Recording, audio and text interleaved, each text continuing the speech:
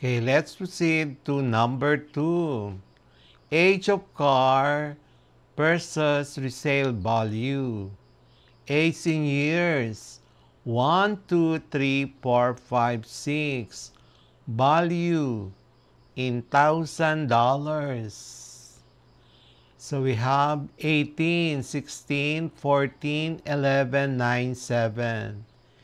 You can see that on the first column, we have the age and then the value. So using Excel, we have the line of best fit shown.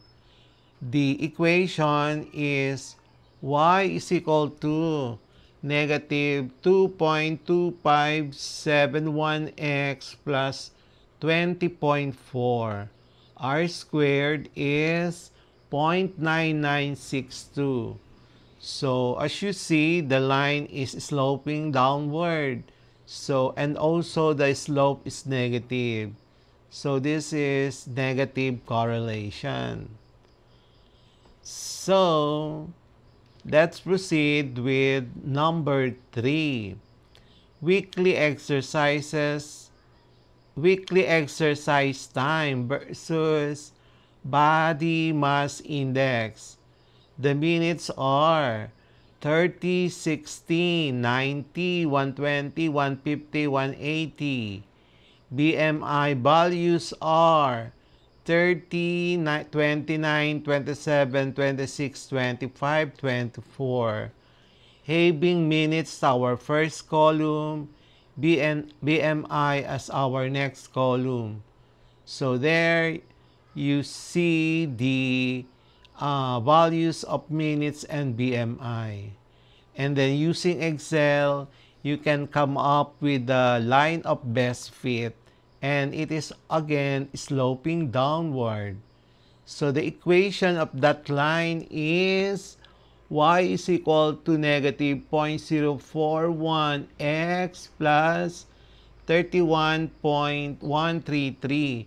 And then r squared is 0.9844. The slope is negative, so therefore, we can say that it is sloping downward, as you can see in our figure. Number 4, temperature versus ice cream sales. Temperature in degrees centigrade, we have 20, 22, 25, 27, 30, 32. The sales in dollars, 120, 135, 160, 175, 200, 220. So, using our Excel, our equation, linear equation is y is equals to 8.2574x minus 46.4289, and r squared is 0.9986. As you can see, the slope is positive, so there is a positive correlation. Number 5, distance from school versus tardiness. The distance in kilometer, 1, 2, 3, 4, 5, 6. And then late days, 2, 3, 5, 6, 8, 9. Using Excel, you can see the y is equal to 1.4571x plus 0.4, and r squared is 0.9909. So that's the equation, the best fit, the line of best fit. Number 6, online reviews versus product sales. So we have reviews 10, 20, 30, 40, 50, 60. And then the sales in units 50, 80, 120, 140, 180, 210. using Excel, you see the line of best fit. The equation of that line is y is equal to 3.2x plus 18 and r squared is 0.9956. M, which is 3.2, the slope is positive. So there is a positive association of the reviews data and sales units data. Number 7, hours of training versus performance score. The hours 2, 4, 6, 8, 10, 12. The scores are 50, 55, 65, 72, 80, 88. Using Excel, you can see the line of best fit and the equation is y is equals to 3.8857x plus 41.133.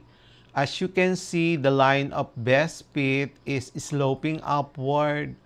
So there is a positive correlation. R squared is equal to 0.9958.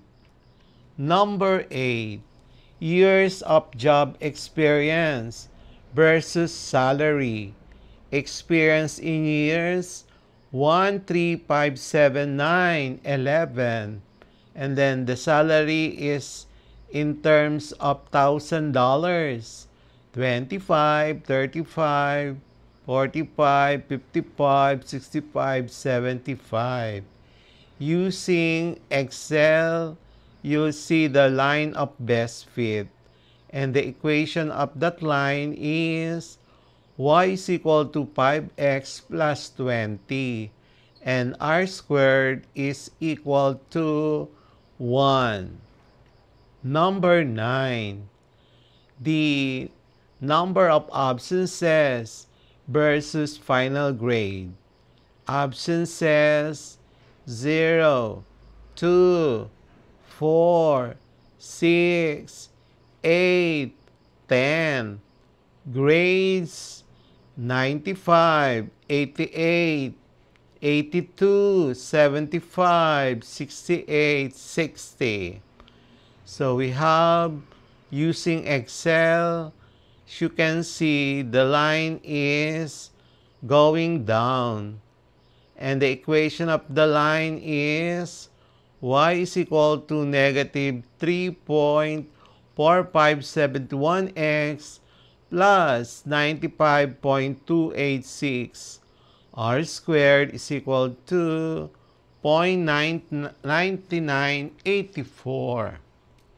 Number 10, advertising cost versus revenue. Advertising cost in $1,000, 1, 2, 3, 4, 5, 6. Revenues in $1,000, 10, 15, 20, 26, 32, 40.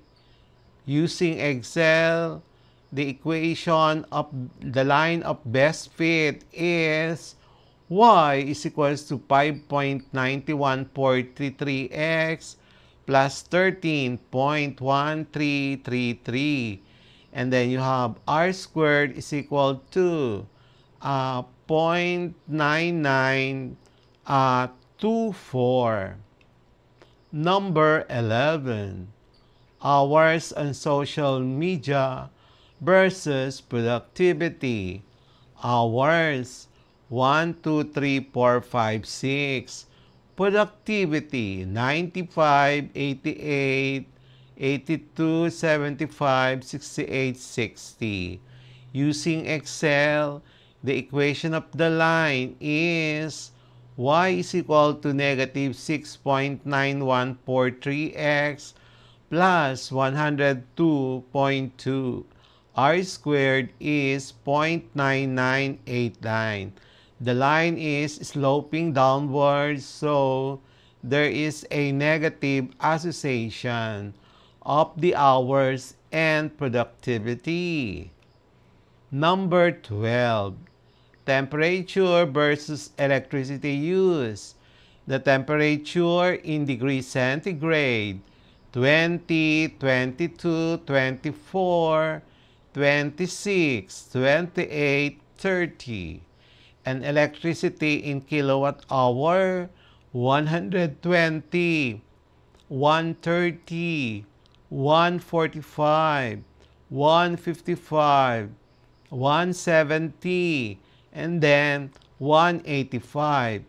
Using Excel, the equation of the line of best fit is y is equal to 6.5x minus 11.667, and then r squared is 0.9955. Number 13, height versus weight. The height in centimeters, the values are 150, 155, 160, 165, 170, 175, and the weight in terms of kilograms are 40, 50, 55, 60, 65, 70. Using Excel, there is a positive correlation or association of height in centimeters and weight in kilograms. Number 14, years in school versus reading score. Years, 1, 2, 3, 5, 7, 9, 11. Score, 20, 40, 55, 65, 75, 85. Using Excel, years has a positive correlation with the score. Number 15, fertilizer versus crop yield. Fertilizer in kilograms, 10, 20, 30, 40, 50, 60. Yield in kilograms, 15, 30, 45, 55, 58, 60. Using Excel, there is a positive correlation of fertilizer in kilograms and the yield in kilograms. Number 16, the study time versus GPA. The hours, 1, 2, 3, 4, 5, 6. GPA, 1, 0.8, 2.2, 2.6, 3.0, and 3.3. So, using Excel, hours and GPA values have positive correlation. And the equation of the line of best fit is y is equal to 0.3714x plus 1.1, and r squared is 0.9976. And the number 17, the fuel consumption versus distance traveled. So, coming up with the data, the first column in our Excel, the fuel, and the second column, the distance, coming up with all of those values. Using Excel, you can now see the line of best fit. The equation of the line is equal to y is equal to 12x and r squared is equal to 1. We will have the next part of this lesson about quarter 4, data and probability, lesson Roman numeral number 12.